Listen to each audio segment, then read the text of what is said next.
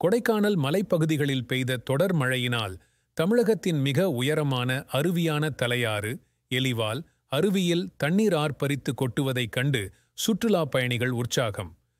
கொடைக்கானலில் இருந்து நமது செய்தியாளர் ஜாபர் சாதிக்.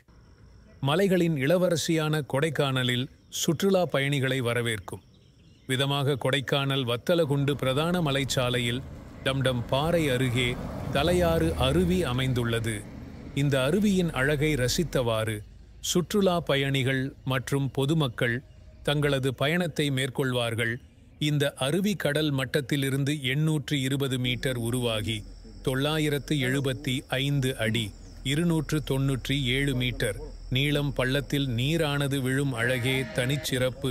இந்த நீர்வீழ்ச்சியில் இருந்து விழும் மொத்த நீரும் மஞ்சளார் அணைக்கு செல்கின்றது.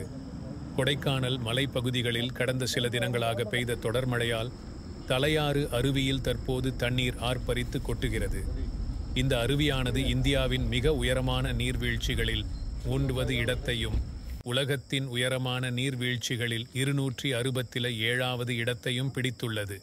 மேலும் வத்தலகுண்டு பிரதான மலைச்சாலையில் கொடைக்கானல் வரும் வழியில் அமைந்துள்ளதால் பயணிகள் தங்களது பயண களைப்பு நீங்க சிறிது நேரம் ஓய்வு எடுத்துச் செல்ல விரும்புபவர்கள் இந்த தலையாறு அருவியை கண்டு ரசிக்கும் போது ஆர்ப்பரித்து கொட்டும் நீரும் பச்சை பசேலின் அருவியை சூழ்ந்திருக்கும் வனமும் தெள்ளத் தெளிவாக தெரியும் பாறை முகடுகளும் இந்த சாலையில் பயணம் மேற்கொள்ளும் பயணிகளுக்கு மனதுக்கு புத்துணர்ச்சியூட்டும் என்பதில் எள்ளளவும் சந்தேகமில்லை.